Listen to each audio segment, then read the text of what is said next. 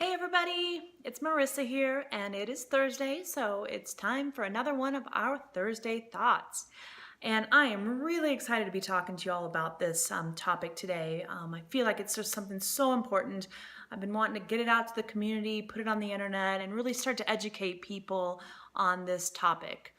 I know I haven't told you what it is yet. So today we are going to be talking about, and by the way, I am going to be doing this one in 3 parts just because there's so much information I want to get out there. Today it's just kind of an intro. Today we're going to talk about orthorexia.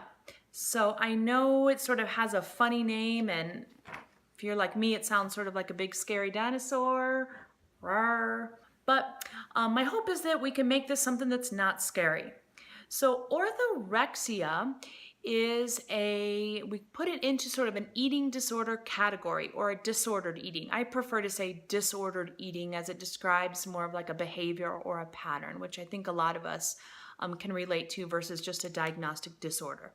And in fact, right now, it is not even something that's diagnosable. So it's not in this big, thick manual that a lot of us clinicians use. However, I really do feel, and I know there's others that also support this, that the next time that this DSM is revised, it most likely will be included. And we may even see it linked under the anxiety category. So I tend to think of orthorexia as a disordered eating pattern that falls under the guise or masquerades as healthful.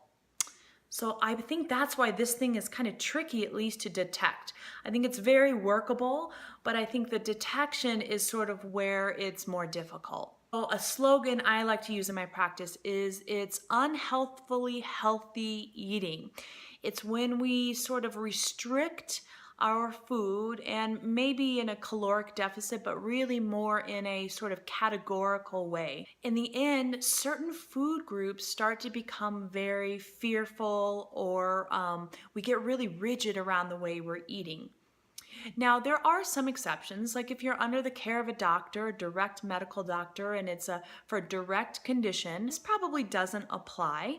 Or, if you're doing one of these because you have really, really strong ethical sort of reasons, that probably doesn't apply.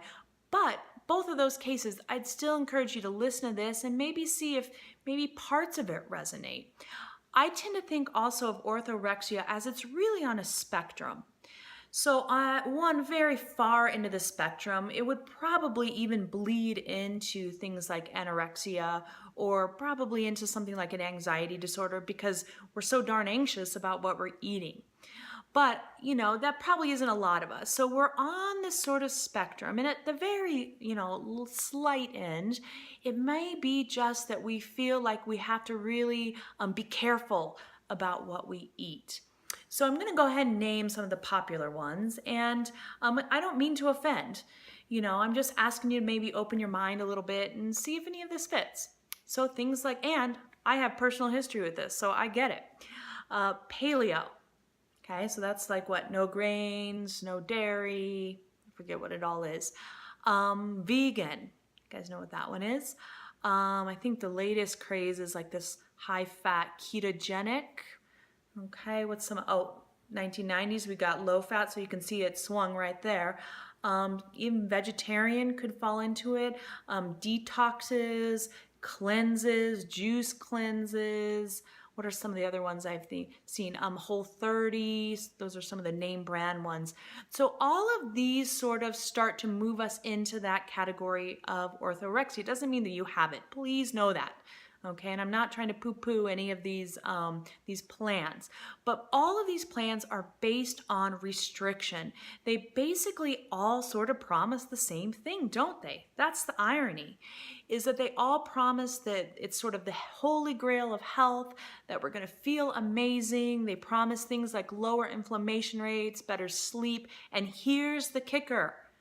They almost all promise that we're going to just lean down a little bit. And I think that is so important for us women to be looking at, because sometimes we trick ourselves, don't we? We think, well, I'm just taking X, Y, or Z out, but really it's because I want to lose a little bit of weight. And so what I see starting to happen then we get this kind of overarching anxiety or fear for a certain type of food. And at the end of the day, our eating becomes very, very stressful. So I'm going to kind of stop there with unpacking what it is. Again, I don't like to really work with pathology, so please, don't pathologize yourself. It's not about being this or that. I'm just trying to get a little bit of education out there so we can all start to feel better. And here's what I say, and I'm going to use the word should, because I believe it. But I really believe that eating should be something that's not a source of stress. Eating should be something that supports us, it sustains us, it gives us energy, and it gives us some pleasure. We have taste buds.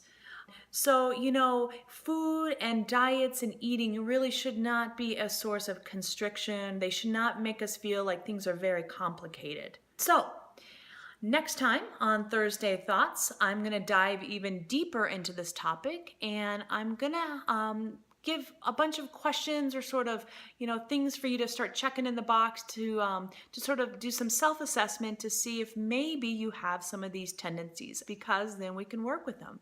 Knowledge becomes power. So, all right. Thanks for tuning in, everybody, and we'll talk more about orthorexia next week.